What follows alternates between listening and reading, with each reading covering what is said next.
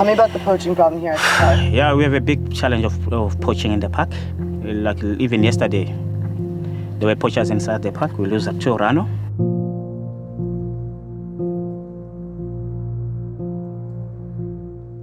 There's a crisis in South Africa. We're now at the forefront of the second Rhino war.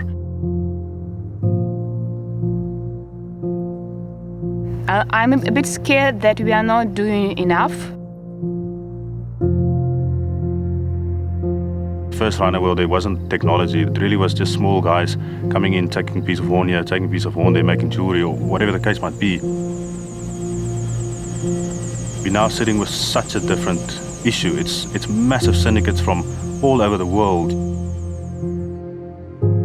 The problem is really unbelievably big.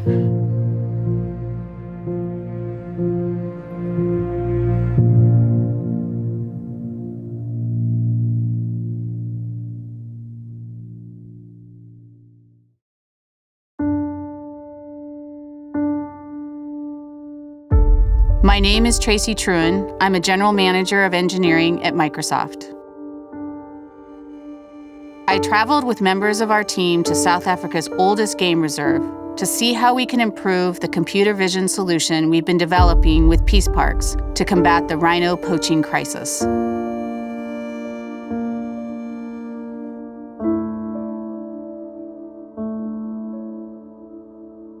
How did you first approach Microsoft? I'll tell you the truth and you can tell me whether you want to change it or not. We knew we didn't have any infrastructure and we wanted to do a lot of work. We wanted to do it rapidly, but we just didn't really know how. And we approached Microsoft to assist us and we wanted to host our servers on the cloud. They told us to go learn what a cloud was because we were mistaken, and we actually went and understood what Azure is. And when we saw that, we realized that we were really underestimating what we could potentially do with this thing. From there, we've used it as a way of laying the foundation for all the other work that we're able to do. 1 year ago, we had this first call with Doug and Hammond from Peace Parks, and it was like, "Hi, I'm Olga. Let's save rhinos together." Yeah, this looked like a good treat to install the camera. Okay, good. Like we saw the cameras in office, but it's nice on the table. In real life. We installed camera traps in the park on the trees. The cameras are motion detected. We analyze images using machine learning to identify suspicious activities to help rangers and hopefully prevent poaching. You definitely don't want the sun to be setting straight into the camera lens. That causes the sensor to think there's a lot of movement and they start taking photos like every minute. Plus, it's put near a path that we might believe someone would be using for entry and exit in the park. You'd be surprised how many photos these things can take in one day.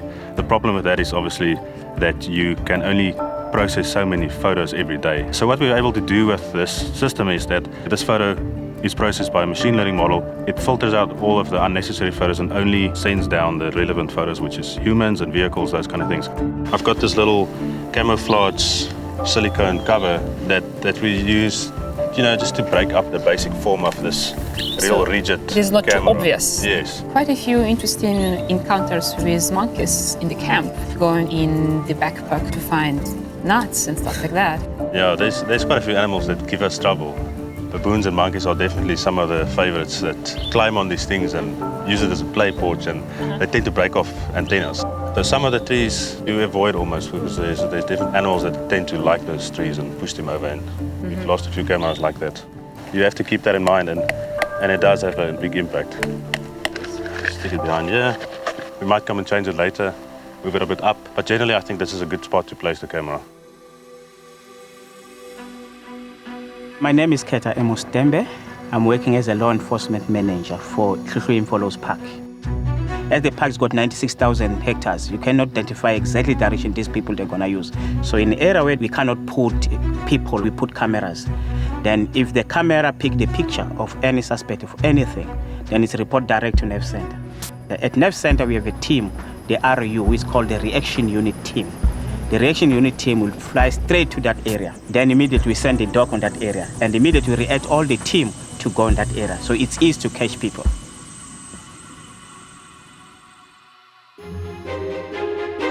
So I had a chance to sit down with Amos, the head of law enforcement at the park. What he really wants to share is around the community and what programs are there for the young folks to learn about conservation, to learn about tourism, so they really can take ownership in the park and see this as their future. Immediately involved in technology, the poaching decreased instead of maybe 50-55%. It's helping us because the manpower that we have in the park, they cannot patrol all the park. You see, at the moment we react after things happen sometimes. The gunshot bomb, then we react. We can arrest those people, but already the rhino is down, you see. Yes. Luckily, in some areas, we get pictures before the poachers shoot the rhino. So immediately the picture sent to you. Now you plan proper, no, oh, these people, there are 3 of them. They're carrying same auto, manual.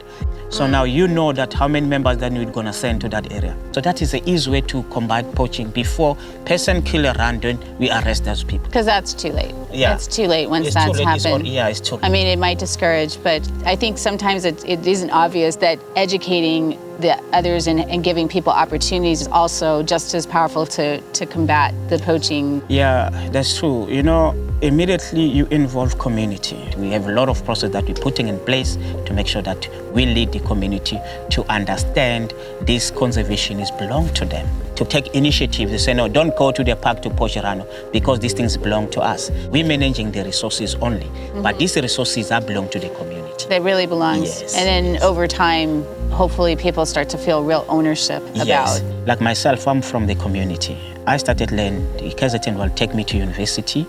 Then now I'm on this position. So it's a support from the Ezemvelo KZN will have to get in that position.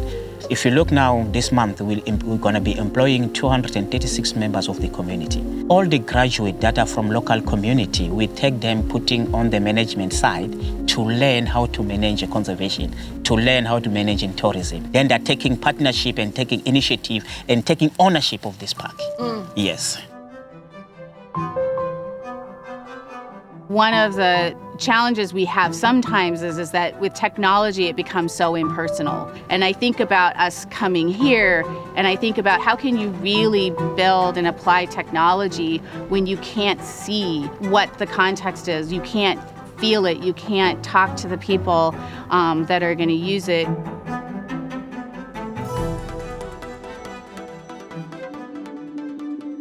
I remember when we visited the park and had a meeting with rangers and saw how keen they are in using technology that could help to make a difference with their daily job. They're trying to protect kind of their babies, but they were looking for any kind of help, and they were so eager to have like new technical solutions to the problem. The data was quite a challenge here.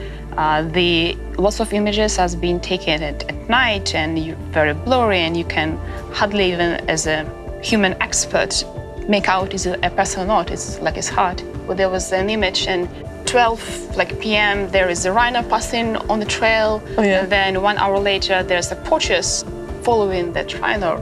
Then you can feel that, wow, what could we do, to intersect in between those moments in time and really help to prevent what's about to happen. It was mentioned that poaching goes quite up when it is full moon, and as we were driving through the parks for the last few days, we did see the full moon. Unfortunately, we heard that there was some shooting. So what did happen? Yeah, last night we received a report from the section ranger reporting to me, Franz Mtembu. It was a gunshot that was taking place around that side of the main side. So when I heard that gunshot, I reported to Nerve Center so that I can activate the police to close the whole area. When we checked the area, we found that there was a run that was down. Yeah, they killed one first, another one ran away, but we found that one as well is dead. 2 ran are dead. This morning when I heard the news that Rhino was poached, I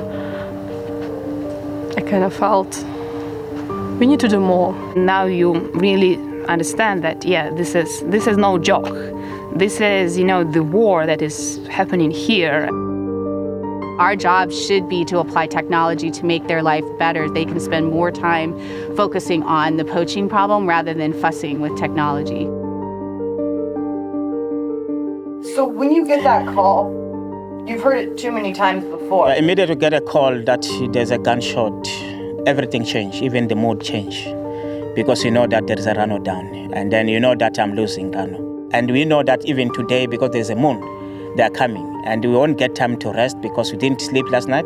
We're working during the day and we need to work during the night. And it's kind of crazy that we know that something bad is going to happen and we couldn't stop it.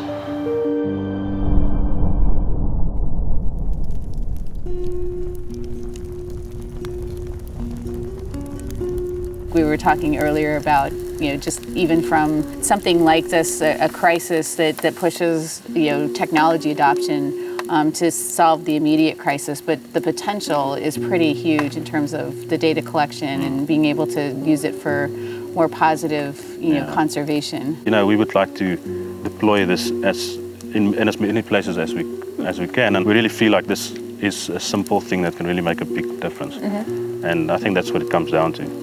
The great thing about technology, and let's talk about software engineering, is that you guys are sitting in Redmond, and actually you are building something that has a direct impact on an animal and communities in Africa. Mm-hmm. Open sourcing kind of these kind of solutions, it would give people the opportunity that might never be able to come here, really have a direct impact on conservation. Mm-hmm. with their software engineering skills and data science skills. What sort of behind that all is just creativity. You just need to be creative about it, and we can all come to these simple solutions, which makes me quite happy. It just crossed my mind that I'm from Ukraine. I live in America, in Seattle, and I'm working on the project that contributes to saving rhinos in Africa. Mm-hmm. And while working with you guys, I just had this feeling that the world is my home, mm-hmm. and it doesn't matter where you are. It definitely doesn't feel like it's an African mm-hmm. problem. It's our world, and we should help as much as we can. Okay. It is really showing what could be done using technology and empowering women, empowering younger generation, and giving them an example. What can you do with your skills and how you can change the world?